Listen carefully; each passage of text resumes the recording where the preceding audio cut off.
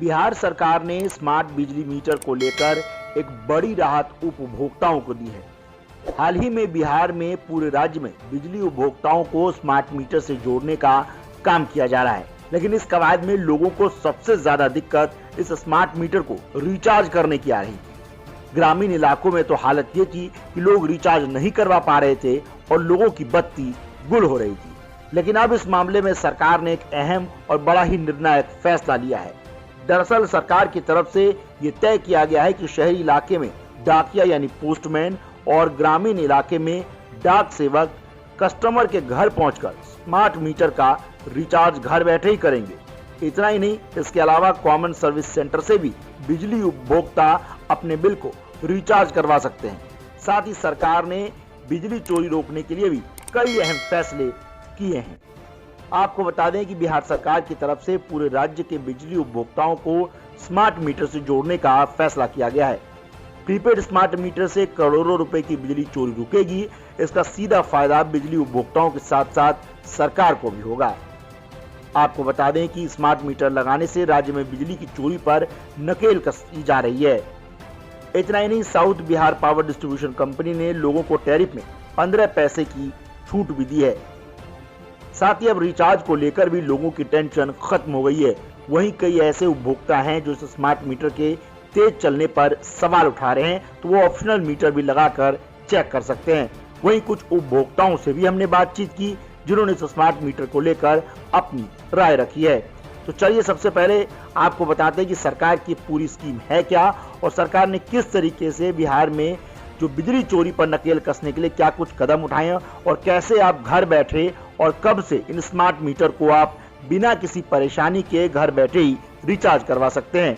साथ ही यदि आपको यह शक है कि ये बिजली मीटर जो है नियमों के हिसाब से या फिर आपके हिसाब से काफी तेज भाग रहे हैं, तो इन्हें कैसे बदला जाए और इसके बजाय दूसरा ऑप्शनल मीटर लगाकर दोनों मीटर में कंपैरिजन कैसे किया जाए। स्मार्ट मीटर लगाने की जो योजना है वो केंद्र सरकार द्वारा प्रवर्तित है। उसके तहत हम लोगों ने 3 पैकेज छत्तीसगढ़ को 3 पैकेज में बांटा है और 3 अलग अलग कंपनियों को इसके उनको लगाने का और उसको ऑपरेट करने का पूरा ठेका उनको दिया गया। उसके तहत वो लगाएंगे। सबसे पहले अभी जो ट्रांसफार्मर्स के ऊपर, लाइनों के ऊपर और गवर्नमेंट ऑफिसेस में लगेंगे। इसके बाद उपभोक्ताओं के यहाँ का मीटर लगने का क्रम आएगा। स्मार्ट मीटर में प्रीपेड सिस्टम रहेगा। पहले से उसको रिचार्ज कराना पड़ेगा जैसे कि हम मोबाइल कराते हैं, और जैसे उसकी चार्जिंग ख़त्म होगी तो वो डिस्कनेक्ट हो सकता है। मतलब ऊपर से उसमें एक वो रहेगा सिस्टम, जैसे ही उसका रिचार्ज ख़त्म होगा तो डिस्कनेक्ट, तो वो प्रीपेड सिस्टम पे काम करेगा। अभी जो बिलिंग होती है कंज्यूमर्स की वो पोस्ट पेड, पहले बिजली कंज्यूम कर लेते हैं, बाद में उसका बिल देना। तो इसमें सर खासियत मतलब कंज्यूमर को इससे क्या फ़ायदा होगा स्मार्ट मीटर से? कंज्यूमर इसमें लगातार इसको देख सकता है, उसमें उसकी स्क्रीन पे कि कितना हमारा बैलेंस है, बिलिंग सही, क्योंकि कंज्यूमर्स की ये शिकायत रहती है कि हमारे बिल ज़्यादा आ रहा है। तो ये सब वो रोज़ का रोज़ मॉनिटर कर सकते हैं। और जैसे कि अपन मोबाइल में रहता है, मोबाइल में आप बैलेंस कभी भी दे सकते हैं, उस पर भी दे सकते हैं। ये कब से शुरू हो रहा है सर ये लगभग? ये मुझे लगता है कि अप्रैल में मई में लग पाएगा, कंज्यूमर्स के यहाँ शुरुआत हो पाएगी, क्योंकि ये पहले का जो पहला चरण शुरू हो चुका है। पहला अभी शुरू नहीं हुआ। इसका जो एक कंट्रोल रूम सिस्टम बनना है पूरा, वो प्रक्रिया चला है। लगभग सर इसमें कितना ड्यूरेशन, कितना टाइम पीरियड लगेगा? ये मुझे लगता है 1-1.5 साल लगेगा पूरा से। सर अभी भी कई ऐसे इलाके हैं छत्तीसगढ़ की बात की जाए, बस्तर है, कई ऐसे गाँव और शहर हैं जहाँ तक वो रिसोर्सेस नहीं पहुँच पाए हैं, वहाँ के लिए कुछ अलग से निकालते हैं। अब इसमें जो कम्युनिकेशन का तरीका है, एक तो मोबाइल का जो नेटवर्क है उसका यूज होगा ही।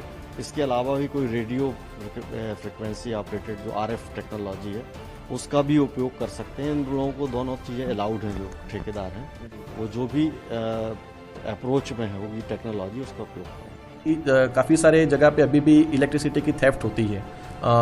ये मीटर से हम लोग थेफ्ट उसका जो डेटा आएगा उसके बेसिस पे हम लोग थेफ्ट डिटेक्शन अच्छी तरह से कर पाएंगे।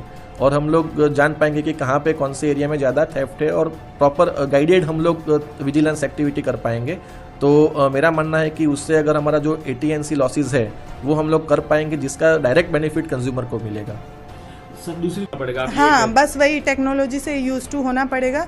ये बहुत अच्छा है, उन लोगों के लिए भी अच्छा है। वो आप वो यूज़ करेंगे तो उनको पता चलेगा, उनको लगेगा कि उनको पता है कि दिन के हमारे 100 रुपये की लाइट यूज़ हो रही है, तो उसके अकॉर्डिंग वो ये देख सकेंगे कि हाँ हम लोग आज ज़्यादा लाइट ये यूज़ करिए तो हमें इसमें थोड़ी कटौती करनी चाहिए, हमें उसके अकॉर्डिंग लाइट यूज़ करनी चाहिए। तो ये उनके लिए बहुत अच्छा है, लेकिन वो ये समझने पे डिपेंड करता है कि कौन कितना क्या समझता है, कौन नहीं समझता है। क्या नाम?